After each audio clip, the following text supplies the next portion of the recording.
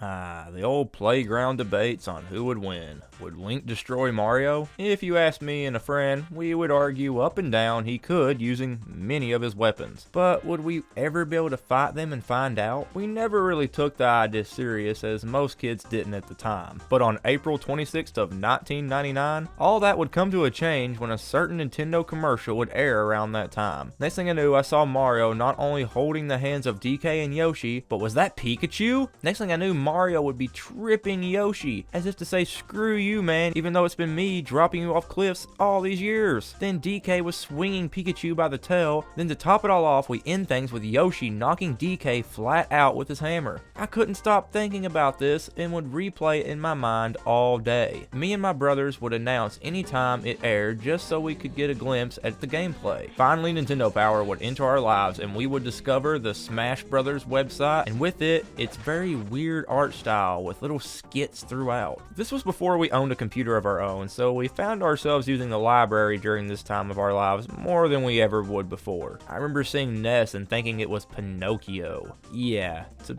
be young again. What made the stars align for all the little boys and girls' dreams to come true? Before I take you down memory lane, let's take a look at the development for the very first title in the legendary series of Super Smash Brothers! After working on Superstar, Masahiro Sakurai began working on various prototypes for the N64 in order to get a new understanding of how the new gaming system will work for its capabilities. He initially did this by himself, as the other staff was finishing various aspects of Superstar. Sakurai started studying 3D tools and animation before writing up the game design documents. The first prototype he designed was Ryu Fighting King, translated by Nintendo of America as Dragon King. The game would use 4 controller ports and the analog stick featured on the Nintendo 64. The other prototype he designed was an adventure game with a robot as the main character. Satoru Iwata would program both prototypes. The gameplay felt like the player was controlling a robot as if it was an RC car. Think about classic Resident Evil titles and how they controlled. The robot would explore a mysterious city that was underground.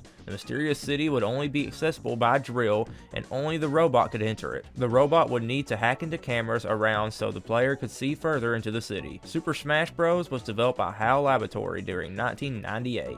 Masahiro Sakurai was interested in making a fighting game for 4 players. As he did not yet have any original ideas, his first designs were of a simple base stick figure-like characters, hence the nickname Pepsi Man when being talked about among developers. He made a presentation of what was then called the previously mentioned Dragon King to co-worker Satoru Iwata, who helped him continue. Sakurai knew that many fighting games did not sell well and that he had to think of a way to make his game original.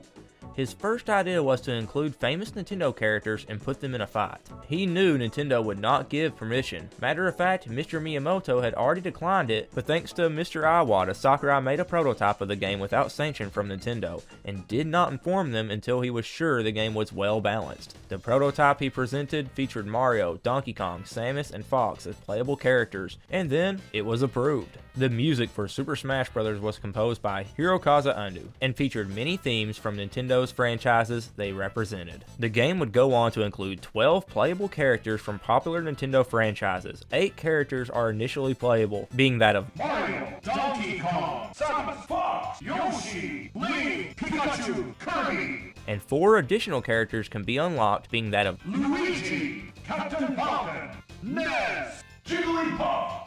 Both King Dedede and Bowser was being developed but was dropped later on, and Mewtwo was planned but never seen any form of development. Due to time restraints, Marth was also planned but cut, with Sakurai stating he wanted more of a tech-based sword character to go with Link's more brute force style. The secret characters only made it in due to reusing other assets of the game, such as Captain Falcon, using some of Samus's animations. The character art featured on the game's box art and instruction manual is in the style of a comic book, and the characters are portrayed as toy dolls that come to life to fight as a way to not affect the canon of the series. The main thing that made Smash so different, though, was its departure from the general genre of fighting games. Instead of depleting an opponent's health bar, Smash Bros. Players would seek to knock opposing opponents off the stage. Each character has a total damage they can handle, and can reach the maximum of 999 99% damage. As the percent rises, the character is knocked progressively further back by attacks. It's a simple concept when you first look at it, but due to characters having things such as weight, making it harder for heavier opponents to be knocked off the stage, but harder for them to recover once sent flying, but smaller characters being able to recover well, but being knocked out easier in return.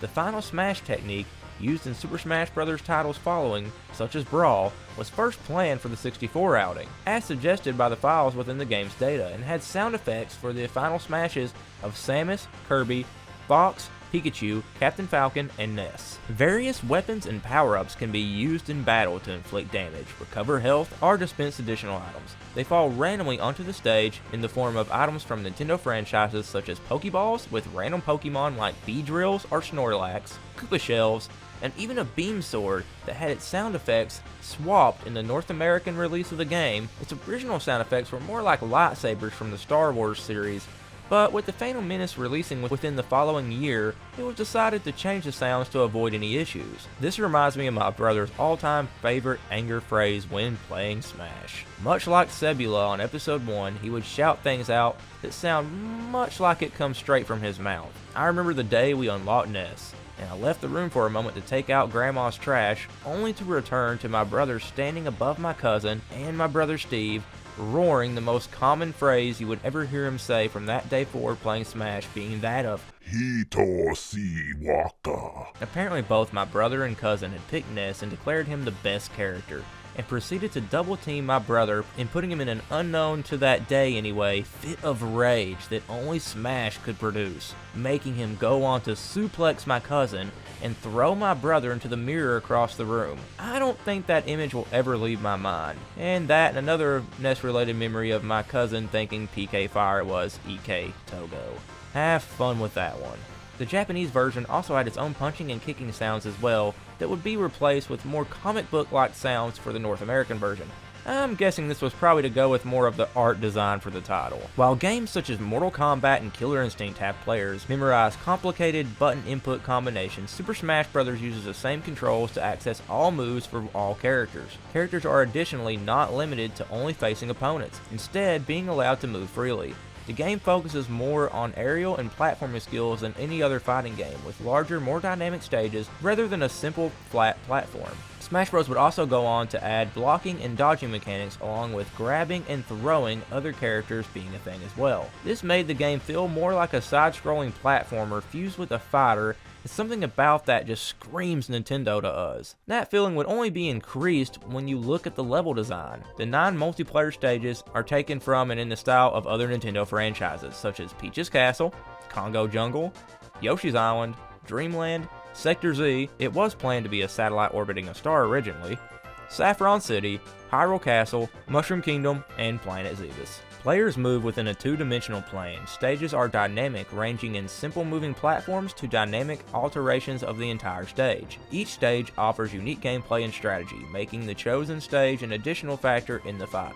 The Royal Town area that the game was being developed in was actually in the game as levels, with Sakurai using screenshots from the area as the levels, with Sakurai's wife, Michiko, that added in buzzy beetles in the background for the Mushroom Kingdom stage, and no one even noticed. Dreamland being one of the first levels developed, you can actually see 2 unused stages with a similar look in the game's files. The single-player aspects of the game would feature an arcade mode known as Classic Mode in the following titles. You would face enemies in a set order and would be able to set the amount of stock that you had, lives, and you would be able to set the difficulty. Other than the different endings for each character, the routes would always be the same. There would be 3 different kinds of minigames in this mode, however, in the form of Break the Targets, a minigame where you would break targets set around a stage for each character's abilities, and Aboard the Platforms, where you would do the same thing but stand on a platform activating each one. There was also a Race to the Finish where you just had to avoid certain enemies and get to the end of a course. A training mode would also be available for single player, in which you could go ahead and change your comms status from fighting, standing, jumping, summon items, changing the fighting speeds as well. This would be a really good mode for figuring out the game's mini mechanics. The wait for Super Smash Bros. Would be a long one, as we had family staying over and we didn't want to open a new game in front of them.